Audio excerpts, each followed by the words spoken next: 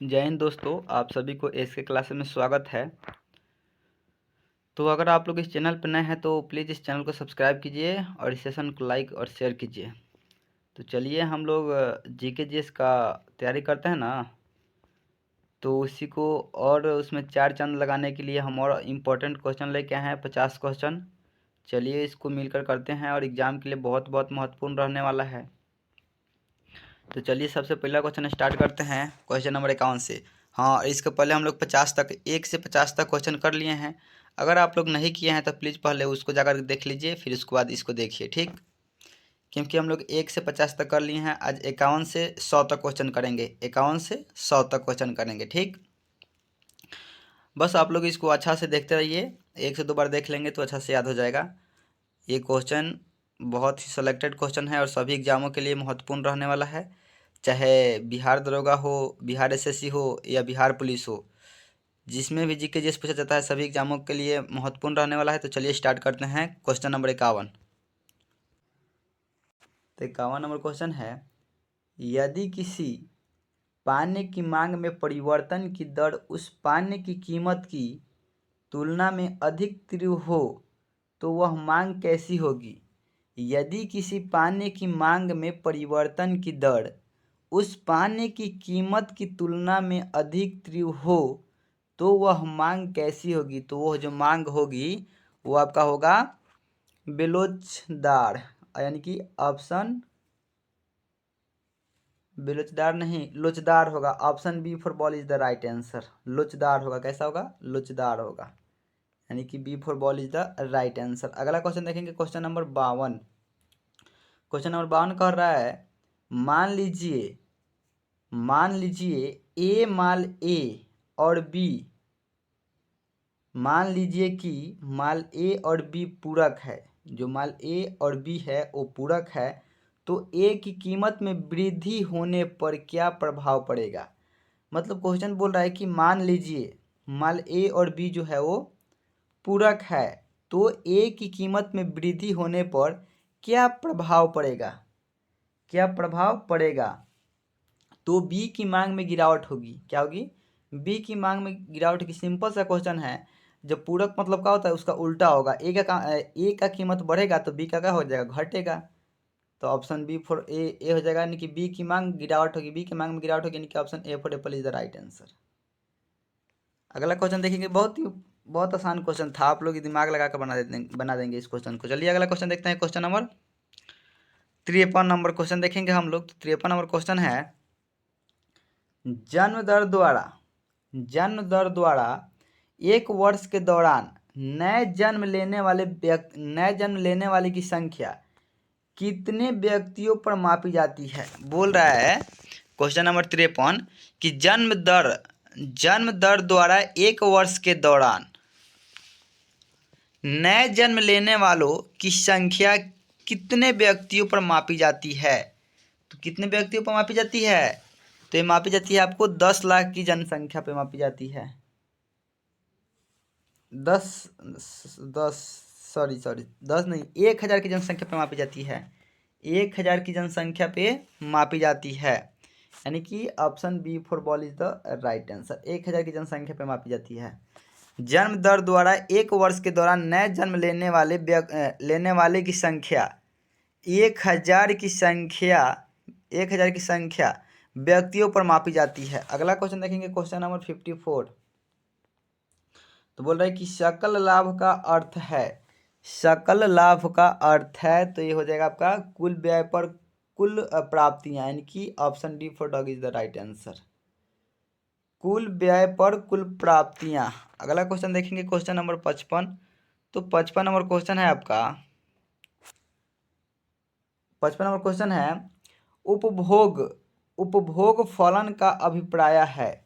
उपभोग फलन का अभिप्राय है, तो ये कैसा है, तो ये आय और उपभोग के बीच संबंध है, यानी कि option D for dog is the right answer. आय और उपभोग के बीच संबंध। अगला क्वेश्चन है क्वेश्चन नंबर 56। बोल रहा है कि निम्नलिखित में से किस एकांश को राष्ट्रीय आय खाता में सम्मिलित किया जाता है। निम्नलिखित में किस एकांश को राष्ट्रीय आय खाता में सम्मिलित किया जाता है?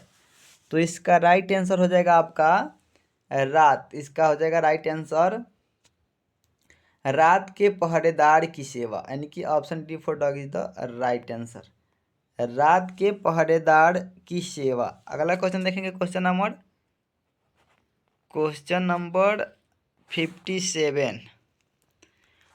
नंबर क्वेश्चन है आपका, कीमत के बढ़ने के कारण राष्ट्रीय आय के बढ़ने को क्या कहते हैं? कीमत के बढ़ने के कारण राष्ट्रीय आय को बढ़ने को क्या कहा जाता है? तो इसका राइट आंसर है आपका, इसका राइट आंसर है वर्तमान कीमत में राष्ट्रीय आय की बढ़त। वर्तमान कीमत में राष्ट्रीय आय की बढ़त, यानी कि option D for dog is the right answer. अगला क्वेश्चन देखेंगे, क्वेश्चन नंबर 58। तो 58 नंबर क्वेश्चन है कि भारत की राष्ट्रीय आय का सबसे बड़ा अंश कहाँ से आता है? भारत की राष्ट्रीय आय का सबसे बड़ा अंश कहाँ से आता है? तो इसका राइट आंसर हो जाएगा आपका तृतीयक क्षेत्र से आता है। कहाँ से आता है? तृतीयक क्षेत्र से आता है। अगला क्वेश्चन देखेंगे, क्वेश्चन नंबर 59। तो 59 नंबर क्वेश्चन है आपका, निम्नोक्त बोलिए, चाहे निम्न बोलिए, चाहे निम्नलिखित बोलिए, यानी कि निम्न में से कौन सा राष्ट्रीय आय का लाभ नहीं है? निम्नलिखित में से कौन राष्ट्रीय आय का लाभ नहीं है? तो इसका राइट आंसर हो जाएगा राष्ट्रीय ऋण पर ब्याज। राष्ट्रीय ऋण पर ब्याज, यानी कि option D for dog is the right answer. यानी कि निम्न में कौन सा राष्ट्रीय आय का लाभ राष्ट्रीय आय का भाग नहीं है? तो राष्ट्रीय ऋण पर ब्याज भाग नहीं है राष्ट्रीय आय का। अगला क्वेश्चन देखेंगे, क्वेश्चन नंबर 60 नंबर क्वेश्चन है कि राष्ट्रीय आय के आकलन की तैयारी किसका दायित्व है? राष्ट्रीय आय के आकलन की तैयारी किसका दायित्व है? तो किसका दायित्व है? तो इसका राइट आंसर हो जाएगा आपका केंद्रीय सांख्यिकी संगठन का। किसका है? केंद्रीय सांख्यिकी संगठन का, यानी कि option D for dog is the right answer. अगला क्वेश्चन देखेंगे, क्वेश्चन नंबर 61। तो 61 क्वेश्चन नंबर है आपका कि भारत निम्नलिखित में से किसके उत्पादन में आत्मनिर्भर बन गया है? भारत निम्नलिखित में से किस उत्पादन में आत्मनिर्भर बन गया है? तो मैग्नीज उत्पादन में। किसमें? मैग्नीज उत्पादन, यानी कि option C for cat is the right answer. Manganese उत्पादन में भारत आत्मनिर्भर बन गया है। अगला क्वेश्चन देखेंगे, क्वेश्चन नंबर 62 नंबर क्वेश्चन देखेंगे। तो 62 नंबर क्वेश्चन है आपका, आय के वितरण में असमानताओं को मापा जाता है। आय के वितरण में असमानताओं को मापा जाता है। तो इसका राइट आंसर हो जाएगा आपका लॉरेंज वक्र द्वारा मापा जाता है। किसके द्वारा मापा जाता है? तो लॉरेंज वक्र द्वारा मापा जाता है, क्या option B for ball is the right answer. अगला क्वेश्चन देखेंगे, क्वेश्चन नंबर 63 देखेंगे हम लोग। तो अगला क्वेश्चन है 63 नंबर, भारत में राष्ट्रीय आय का आकलन सबसे पहले किसने किया था? भारत में राष्ट्रीय आय का आकलन सबसे पहले किसने किया था? तो ये किया था दादा भाई नौरोजी ने। किसने किया था? तो दादा भाई नौरोजी ने किया था, यानी कि option B for ball is the right answer.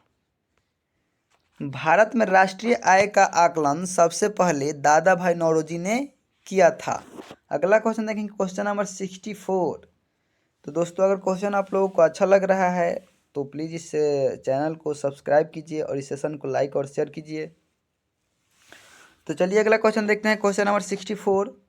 तो बोल रहा है कि आर्थिक समृद्धि के साथ साथ राष्ट्रीय आय में सेवाओं के क्षेत्र का योगदान सामान्यतः क्या होता है? सामान्यतः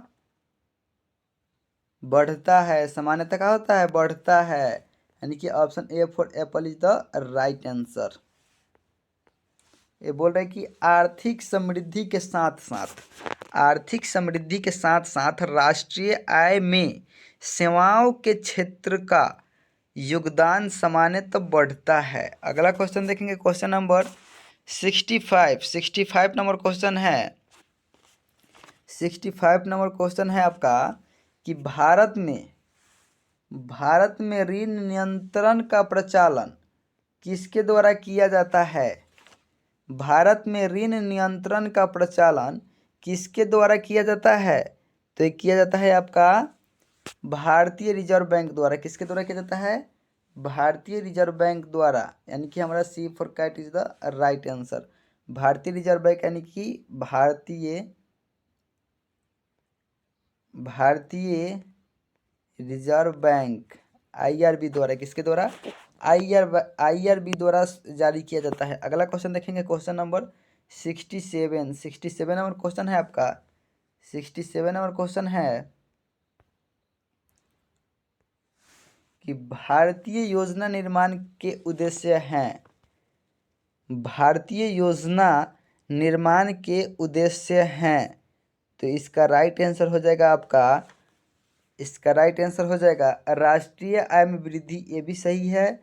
आय और संपत्ति में असमानताओं को घटाना, ये भी सही है। अगला है कि निर्धारित निर्मूलन, ये भी सही, यानी कि उपर्युक्त में से सभी के सभी सही, यानी कि option D for dog is the right answer. अगला क्वेश्चन देखेंगे, क्वेश्चन नंबर 68। तो 68 नंबर क्वेश्चन है आपका। 68 नंबर क्वेश्चन है कि भारत में पंचवर्षीय योजना कहाँ से ग्रहण की गई है? जो भारत में पंचवर्षीय योजना है, ये कहाँ से ग्रहण किया गया है?